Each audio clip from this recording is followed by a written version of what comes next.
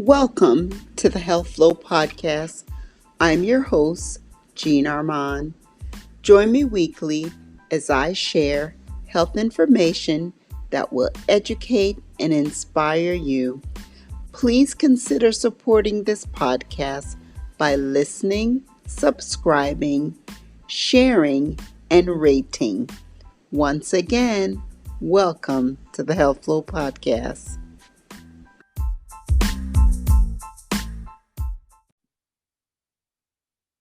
Hello, welcome to another episode of the Health Flow Podcast.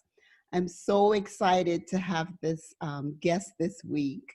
As you all are aware, or even if you're not aware, it is Domestic Violence Awareness Month, and I have a guest, Miss Cassandra, and she's going to share her story with us. So, Cassandra, hello, and welcome to the Health Flow Podcast.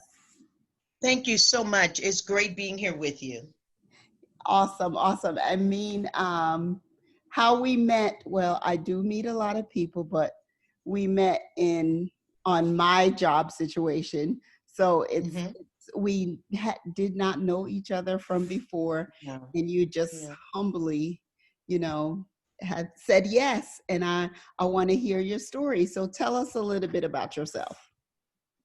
Okay, my name is Cassandra Alexander Green. I am originally from Charleston, South Carolina. I've been in Atlanta since 1990. And my story began at a very young age. My mother was a victim of domestic violence, and we used to watch our stepfather beat our mother almost every weekend. So every weekend was his time when he would drink or whatever. He would beat her, and it was almost like clockwork that the police would be called. They would take us from North Charleston, where we live, to the Charleston County line. The Charleston County Police would meet us there and take us to our grandmother's house. So this was the type of childhood environment that I grew up in. So for me, domestic violence almost seemed normal. Wow, That's crazy. Yeah, that's yeah, that's crazy. That is crazy. crazy. Yeah. Wow. And so I remember, Jean, when I was 11 years old, my stepfather was beating my mother. And I got so upset that for the first time I wanted to do something. So I went in the kitchen and I got a butcher's knife, one of those big butcher's knife.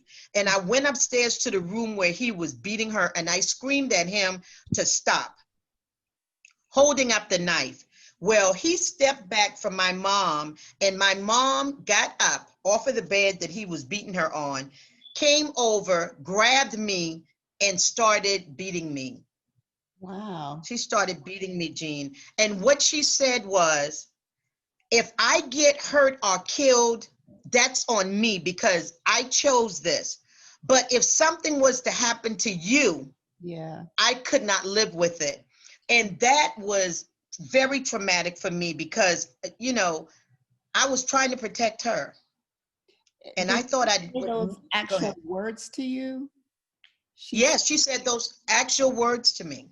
That is what she said to me. And it was very traumatizing because I was like, well, I'm trying to protect you. You're giving me a beating for pulling, bringing the knife up here. And, I'm always afraid that one day he's going to kill you. You know what I'm saying? right. But at 11, I just stopped. I shut down when it came to domestic violence. I was like, okay, this is the norm, and I'll just live with it. Right. So I grew up, Jean, with a very dysfunctional life. I was molested by a preacher from 4 to 12 years old. 4 to 12 years old, I was molested by a preacher.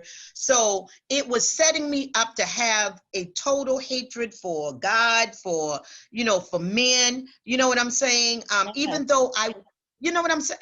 I I wanted, understand. I wanted a healthy relationship, but I never saw healthy relationship between men and women. Exactly. So how could you even pursue or know what is healthy? Healthy. Exactly, exactly. But I ended up getting pregnant at 15, Jean. Mm-hmm. At 15, I got pregnant with my son. And my whole mindset was now I have this responsibility. So I need to be married. You know what I'm saying? So even at that age, I'm thinking I have to shift the way that I'm thinking about things. So I got married. I got married to an abuser. And the reason I believe, Jean, that I married an abuser is because that's all I knew. Wow. That's all I knew. And that's all a lot of people know. The dysfunction that we see, we almost take it for normal. Yeah. So I didn't know a healthy relationship. I didn't know what that looked like. Right. So when was he an abuser, even before you got married, or was it after you got married? After we got married. So he was very charismatic. And so that drew me in, because what woman doesn't, I wanted, like, oh, I want a godly man and he got to Yeah. be godly. And this man was he was in ministry. Right. So I'm assuming, okay, even though I have this thing about, yes, I got this thing about preachers, but this is a good preaching man. And so, yeah, that's what I need in my life. Somebody that can, make me feel good about myself, and, blah, blah, blah, blah. So we got married, and within a few days of us getting married, I got my first beating. Wow. What did you do? And Why? What was the I did not fight back. I did not fight back because my whole growing up I was a fighter. I was so angry because of all of the emotional and physical abuse that I got, that I was a fighter. If you crossed me, I wanted to fight you. But now I'm a Christian, I'm married, so I'm not going to fight him back, because maybe this is payback for when I had the temper and when I would fight people. Right. That's my mentality. Jean, that's how messed up you can get when you grow up in dysfunction. Right. Now let's just back up for a second. Did your mom Uh-huh. ever get out of it? Did she ever My leave mom, him? yes, my mom, yes, and him broke up. They were separated, and my mom died within a few months of them separating at age 29. What? She had 5 children. I was the oldest, and she died at age 29 from what they said was heart failure. Wow. Yeah. So, that was, that. So now we're living with my grandmother, who my abuser was her boyfriend. So it was always some type of dysfunction, especially when it came to domestic violence, which is any type of violence being done to you within the scope of your living, or you know what I'm saying, on your environment. Your household. Yes, Yeah. yes, Yes. Oh my goodness. And domestic violence, it could be physical, mental, verbal abuse. I mean, yes. all Sexual, sexual. financial, yes, Yes. Yeah. yes. Especially financial, because a lot of men and women use finances to control the other person. Anytime someone uses something to control you, it's within a relationship, it's considered domestic violence. Yeah. Doesn't matter what it Yeah, looks what it looks like. like. Mm-hmm. Yeah. Wow, that's something else. So your mom passes away at age hmm 29, and then hmm it's 5 children, you all are split up, or you're with we your we grandmother. My grandmother took all 5 of us. There were people in the family that wanted all of my siblings except for me. I was considered the ugly duckling of my siblings, and no one wanted me. I was the only one no one wanted. Isn't Wow. that something? That's But my some, grandmother decided to keep us all together.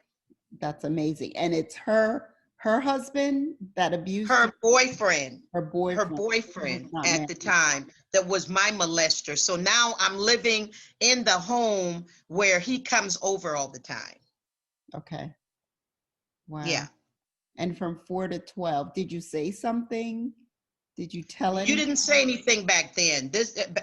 Back in no, wrong era. Back in that time, I don't care what went on. You did not say anything. Yeah. That was just a no. You know what I'm saying? A hush hush. Yeah. Yeah, Mm-hmm. yeah, So you yeah. said nothing to your grandmother. No. When I told my grandmother, Jean, I was 36 years old, and I had gotten so angry with her talking about him, and oh, he was a good man, and you just didn't like him, and I was like, you know what, I'm gonna shut this down today. And so I just told her, you How'd she know. take it? And she was like, well, why didn't you tell me back then? I would have done blah, blah, blah, blah, blah. And I was like, that's why, because of the things that you're saying right now, so but I told her finally I was too afraid to tell her up until 36. Yeah, sometimes it takes some time. Now, It why does. did it stop at 12? What happened? Oh, I just got to the point where, I was going to hurt somebody. And I think he realized that he touched me one time, and I pushed him away, and I gave him this look like, if you put your hand on me again, I'm going to try to kill you. And that's the way I felt. Right. Yeah, that's the way I felt. Gotcha. Okay, so we can go back to you getting married and your story of your Hmm. so right.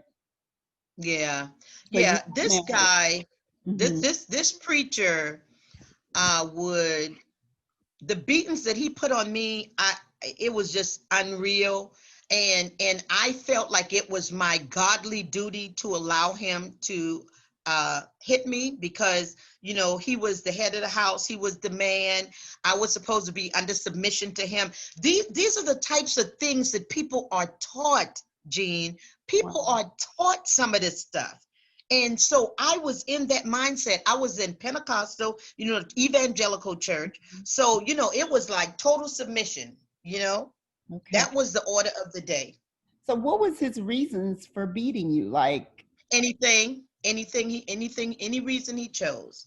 And I was in management. I was managing stores at the time, right? mhm, So, I had a decent job, and I worked very hard. I wanted my children to have the things that I did not. So I worked very hard, and he would, like, I don't know whether he was jealous of what yeah, of what I was doing, and I was doing pretty good, and I was moving, well in the company or whatever.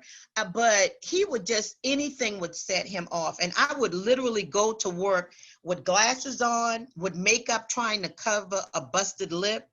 And most people close to me never knew that I was being abused, wow. because I did not share it. Now, these beatings, these were physical, this was Physical. punching, or it was Yes. just hitting with his hand. It was more hitting than anything else. He would say, nobody else wants you. Ain't nobody else gonna want you, blah, blah, blah, blah, blah. And that's what they do. They have to make you feel small in order for them to feel big. You Right. understand? In order for them to feel in control, they have to make sure that you have no self-esteem. I Right. didn't have low self-esteem, Jean. I had no self-esteem. Wow. Even though I was working, I was in school, I was very intelligent, it didn't matter. He Yeah. made me feel like I was nothing and nobody. And you felt that way, so therefore you took it because you felt like no one else would want you. So Absolutely, this was your absolutely. thing. This was your situation. This was your Yes. conscience. This is you were gonna take it. Mm. Absolutely.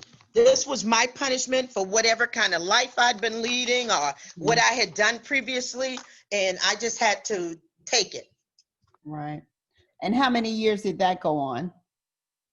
That went on for about 7, 8 years. Okay. And then what happened? And then I left. He gave me a beating one time, and my daughter stepped in to stop him.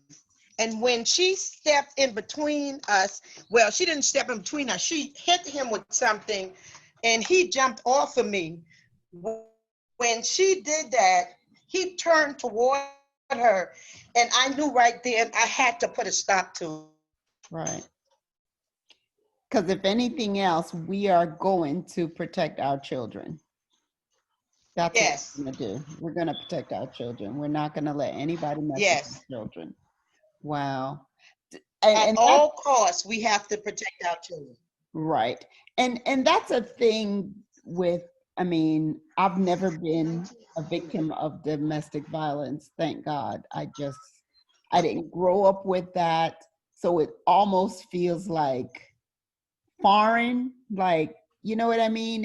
Yes, There's different, it feels strange. It feels like, why would a man beat his wife like that as if yes, she's a child? It feels like it gets me, it catches me in the pit of my stomach, because I can't understand how a man could just like punch and hit and abuse a woman like that. I can't get into my mind just yeah, um can't take care of that. So can't accept that. So but what about, I was going to say, now each time yeah. during those 7 year span, did it just continue to get worse? Uh-huh. Like the beatings just escalated and got Yes, yes, worse? it did. Wow. Yes, yes, it did. It got progressively worse until the time I told you that my daughter got involved, and I was like, I can't keep doing this, because she's seen this, and I saw it as a kid, and I don't want her to be messed up like I was. Right. You know what I'm How old was saying? your daughter then? Because of what I huh? How old was your daughter at that time? Oh, she at that time she was 8. Okay. All Yeah, right. So she you was 8. decide to move on, and what next? And so I moved on. I stayed single for a while, and then I decided to get married again. Hmm. And guess what? To another abuse. Because I was so damaged, I was drawn to another abuser. I Wow. was just that damaged. See see what it boils Cycle. down to is, huh? Yes, Vicious yes. cycle. But in your head, until you realize, Gene, that it's something wrong with you. You have to get you together Yeah. before you can go on and try to find a healthy relationship, Yes. because some women, and I tell women this all the time, don't be so desperate. Don't want a man so bad, because I wanted a man for my children. I wanted a father figure for them. Right. And I had two at that time. You know, Yeah. I wanted a father figure, but I was making the wrong choices out of my desperation. Right. And out of not dealing with your past, and both Own pain. men There you go. men and Exactly. women are guilty of this. um Yes. we're both guilty of this, because we've been hurt and Mm-hmm. damaged, and we try to get another relationship to cover up Yes. the pain of the past, and never Yes. really deal with and I mean, I would say men are more guilty of that, because when a person divorces or leaves them, the man always, to me, not always. I don't want Yeah. many men to be upset with me, but I'm Yeah. speaking from experience.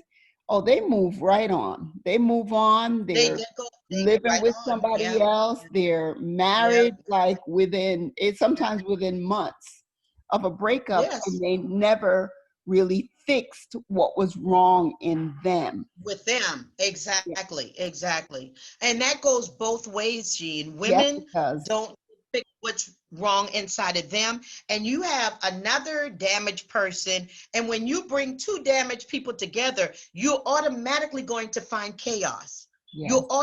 Calamity is sure to happen because both people are still damaged. Yes, yes, definitely. Hmm. So, how long did you stay with this second gentleman? 13 years. were you abused those that entire 13 years? Not at the entire 13 years. And starting off, it was so beautiful. And he got on drugs. And Mm, it totally changed his personality when he got on drugs. And part of why I'm still dealing with the effects of a beating that he gave me, which caused me some brain damage, almost, some brain lesions, and so it caused me quite a bit of problem. wow. Yeah, yeah, What that's still what do going you, on now. why do you think, what was going on with him that led him to drugs? Like what was the void in his life? Was it Yeah, yeah. I don't know fully, but I know that he started using drugs because he had a business that kept him on the road all the time. And Mhm, what he told me is that he started using cocaine to stay awake because he would drive long hours, and he mhm. started using cocaine to stay awake. And Gotcha. that was his downfall. Yeah. Okay. Okay. Yeah. So 13 years and then you get this horrific beating, and was that when the light went on? What happened this time? What Yeah. Yeah, yeah. The light went on, and he actually, I'll be totally honest with you, Gene. With him, I probably would have stayed in the marriage, Uh-huh. but he was like, "You have too much to do." He said, "You're working for God. You're doing." And at that time, I was like pretty popular as an evangelist. I used to travel, you know what I'm saying? He would always travel with me. He was proud of me. And he was like, "I'm stopping what God has for you, and I don't want to be that person." Plus, it was a lot. But anyway, we ended up divorcing, and it has been 22 years, and I have been celibate and not dating for 22 years. Wow. Because I was like, you know what? You have to get a hold of you, Yeah. and even though I was a Christian, I still had the damage thing going on because I was making the wrong choices. Mhm. When you are making the wrong choices, you have to stop and work that out because what happens, we transfer damage to damage, from Yeah. damage to damage. Right. What is that? What is that? That's not solving anything. It's not making you a better person or making better choices. So it's been 22 years, and I believe that I needed to stay single most of that time. Now I'm totally delivered, totally. You understand what I'm saying? Yeah. Within myself, I know that will never happen again to me. Yeah. That Yeah. you're in a space where you know what is right for you. You will make Yes. good choices. You're Yes. Yes. thinking clearly. Your eyes Yes. are open. You're very open. Yeah. Believe me, I was married for 27 years, and just before getting a divorce, the light came on. The Yeah. light Yeah. came on. I felt like I Yes. got out of this fog that I was in, so that Yes. I'm now living my best life, and Best I'm life. There you go. completely aware. And Yes. yes, I would, if the right person came into my life, I would like to try that again. Because I mean, Me I don't too. lose. I don't like. I know Yeah. it's a I thing. love. I know it's a thing that Yes. I can win at. However, I've got to Yes. have the right. I have to be equally yoked with the right Yes. person. We are Absolutely. after the same things. Yes. Even Yes. if it's not Yes. all, there's enough commonality. There is enough Yes. spirituality. There is enough Yes. um, on my level equalness. Not I'm Yes. not going to be trying to bring anyone up. You got to be up already, Yes. and just Yeah. aware. It's like an awareness that comes over you. Absolutely. Praise be to God. Absolutely. And I think we all have to get to that place where we realize that that's what it's going to take. Yeah. So it's been 22 years. My friends, my children, especially my daughter, always asking me, well, Mama, when are you going to date? And I'm like, when he comes along, I'll know. And it's a knowing thing. And I meet, of course, I'm in the entertainment industry, also. So I meet people all the time. Men hit on me all the time, but my antennas are so up now that I can detect, nah, you looking for the wrong, you're not looking for what, it's like, we're not looking for the same things, and I'm not a booty call. So, I'm gonna tell you that up front.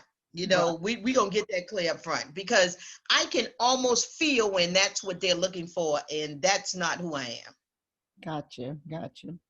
So tell us now what you do. What do you do about domestic violence? Yes. Where are you? Share.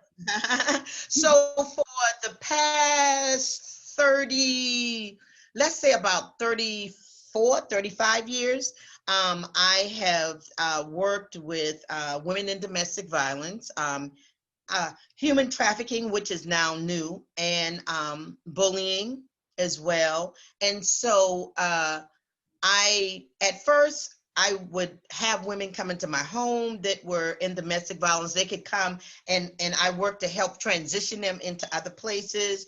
Now I do mainly resourcing. So if a woman calls and says, hey, I need somewhere for me and my children to get to, I try to find them that out, whether it's in the state of Georgia or outside the state. So that means you have to be connected to people, in other places, so that you can help when people are trying to get away. Because literally most women leave with nothing but what they have on their back, because they're running sometimes. And if they're planning, they're doing it in the planned way, which is what I always suggest, and what domestic violence organizations usually suggest.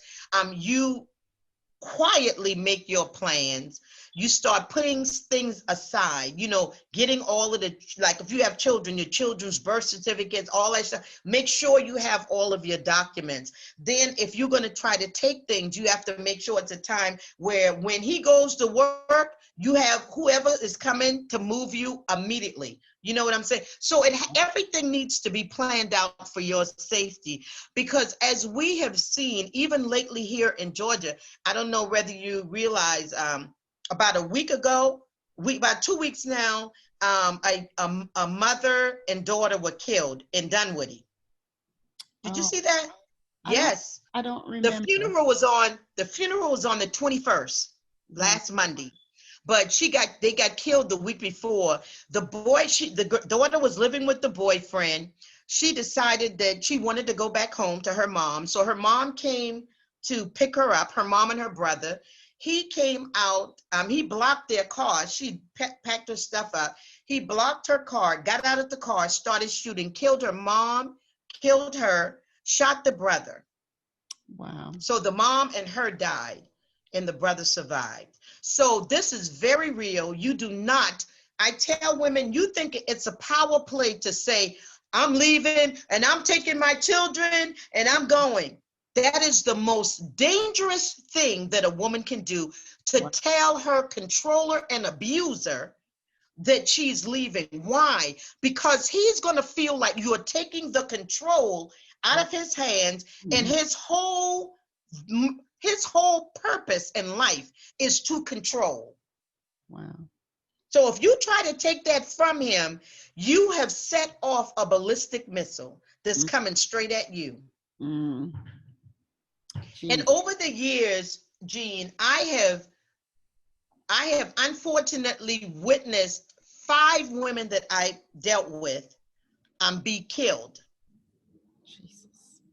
And every time a woman dies that I have been trying to help, because you can't, the last thing you do is tell him, girl, get out of there. You know, you smarter than that. Don't do blah, blah, blah, blah.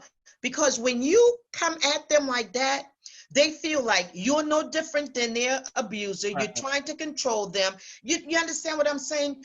What you have to do is be that listening ear and say, when they say, well, I'm thinking about leaving. Okay, well, what do you think? How do you think about doing that? What is your plan?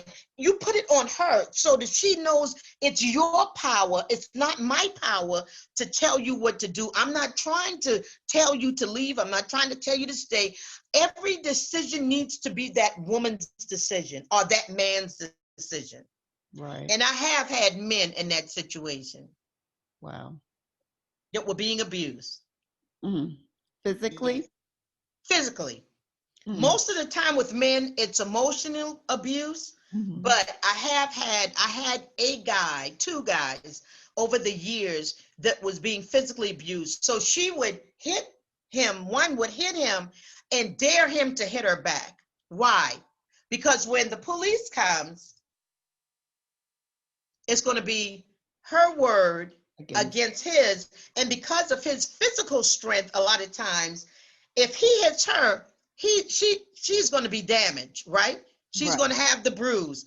If she's hitting him, most times you can't even tell that she hit him. Right. Yeah. Yeah. It's not too many women with strength to bust your nose. Yeah, absolutely. Black and absolutely. blue. Yeah. Wow. It's all a mental game, not game, but it's a lot of mental things, and it's also just a lot of, like that saying, hurt people. Hurt people. Yeah, very much. These men are hurting, they're feeling, less than. So then they don't control their finances or their jobs.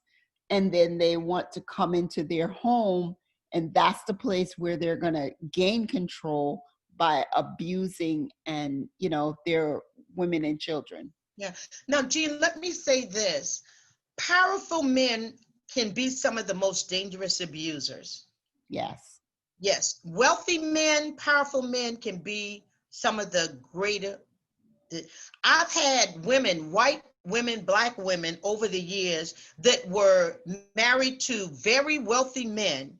Right. And they were getting their behind kicked. Do you hear me? And because she's so used to living on a certain level, the thought of going into a shelter is null and void. Yeah. That is not going to happen, because what do I look like moving into a shelter when I have a 6-bedroom house? Mm. You understand? 3-4 cars in the driveway. I got a black card that I can use whenever I want to purchase something. And I just have to take a behind whipping. Wow. A lot of women choose to take the behind whipping. Wow. Deal with them all the time. Right now to this day, deal with them all the time. Right. So it doesn't matter. I mean, if you're sick, you're sick. And within yourself, if you're, whether you have money or not, if you still feel out of control, or there's a myriad of reasons why. Yes. But it's just a sickness. It really is. Mm-hmm. My goodness. So you're doing a lot of work. Oh my goodness. Yeah.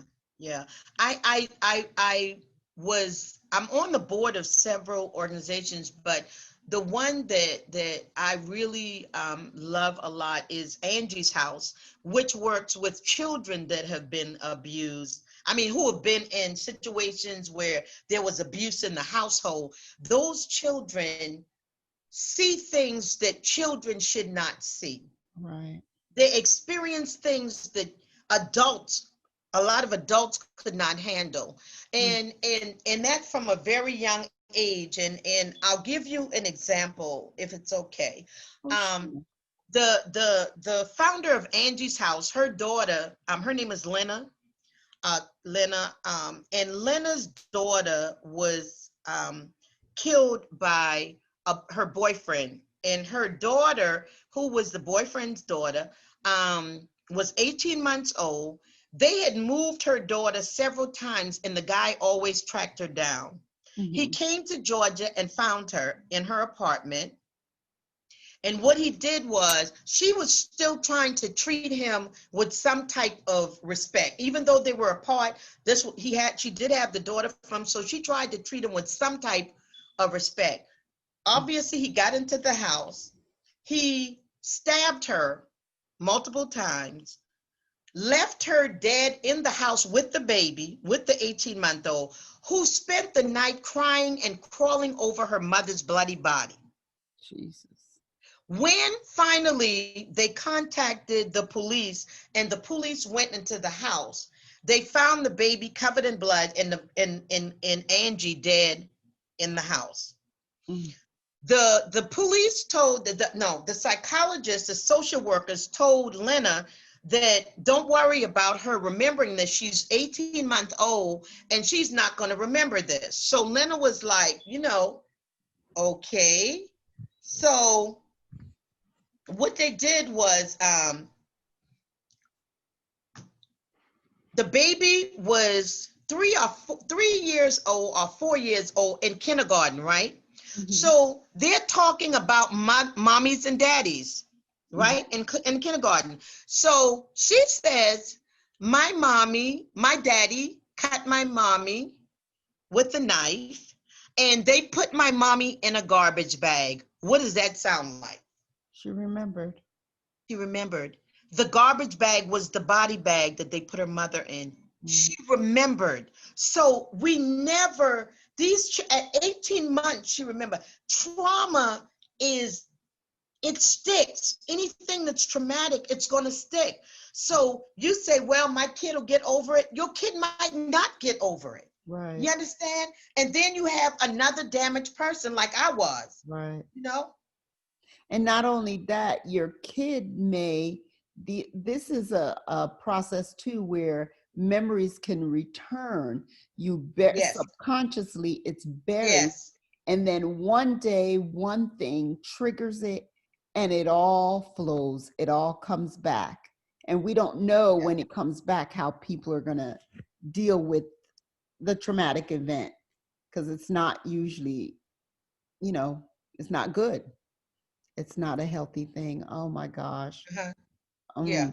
Well, I'm going to make sure that I post all of the, along with this episode, all of the things that you're involved with, the Angie's House. And if there's any way anyone wants to assist. Yeah. And I mean, I feel personally drawn to it, just we got to get out there. Just part of healthy living and dealing there's a woman or man could be injured physically. So just like you're saying, the damage that you've had to your brain, and then the mental illness that can come for this, and part of part of healthy living is that we want to be whole.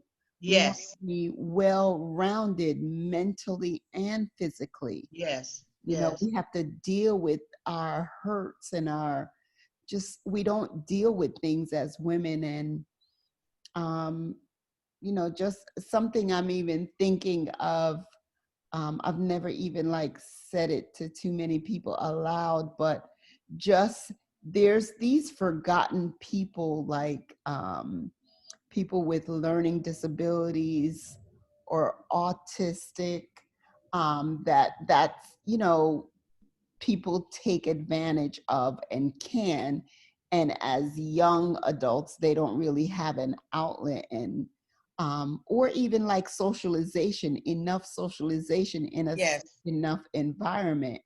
And that's one of my passions, is that I would like to create something that more socialization, more events, they can meet with each other. That's real near and dear to my heart, because I've seen it happen personally in my own, family. So, I mean, we definitely have to get it out there. So what else do? You said you're also in entertainment? Yeah, I write and direct. I have a project that I did that has drawn national attention and, international attention. I direct the only lynching reenactment in the world here in Georgia. So I've directed that for 12 years. And it has been a part of one of the most popular documentaries out right now, Always in Season. And so I spent 2019 traveling around the country and outside the country promoting that particular project. I'm also working on my own TV show called Miss Fanny's Neighborhood, which is about an older Black woman that fights crime in her neighborhood. So we stopped production post-COVID, pre-COVID. Right. Uh, and so hopefully we'll be able to get back to shooting that. And I also do acting. So I've been on probably every TV show and movie that's been shot in Atlanta. I've been on probably all of them. Yeah. Wow. Greenleaf, The Residents, all of Tyler Perry shows, the Oval, Sisters, Ruthless, If Loving You Is Wrong, Love Thy Wow. Neighbor, all, yeah. So Wow. I do that. But biggest thing for me is my ministry, WOW Ministries, WOW Ministries. And I think I told you on October the 24th, we're having a women's brunch. Yes. I don't know whether I sent you that flyer or not, but on October the 24th, we will be having that event, and we have women that will be that are speakers that they have domestic violence organizations, and they are conquerors and survivors, and we have actors that will be acting out different types of scenarios.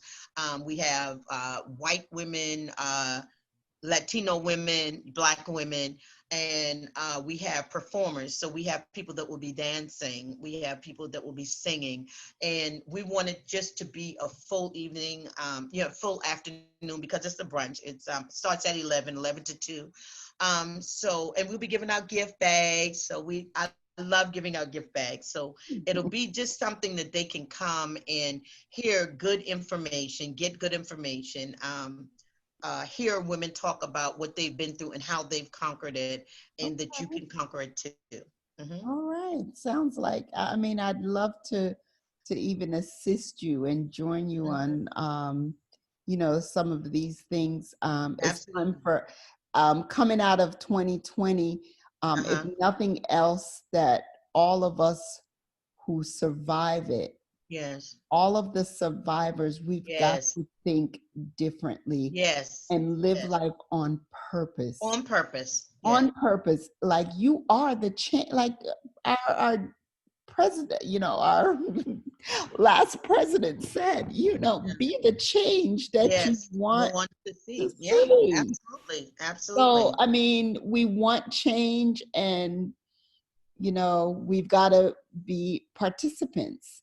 We have to. And help each other. So if there's some way that I could help, I mean, I'm inspired by you.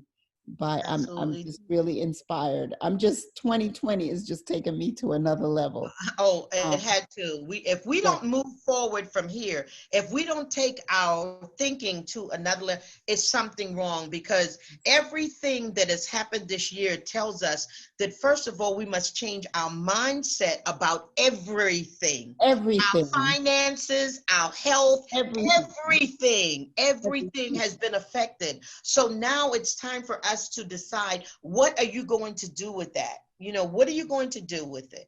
Yes. Well, thank you so much. Thank you so much for sharing. I love this conversation. This is great. And this is a great way to just educate our people, all women, really. You're advocate for all women. Yes, I am. Thank you so much. I appreciate it. Thank you, Jean. Hope to talk to you soon. All right. Thank you. God bless. Mm-hmm.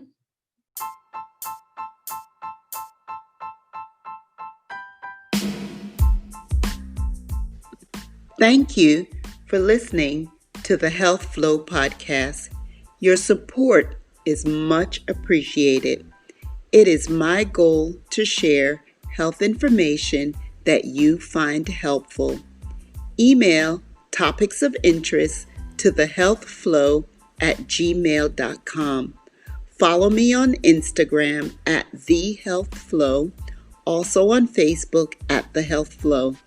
Don't forget to subscribe, rate, and share. Until next time, keep your health flowing.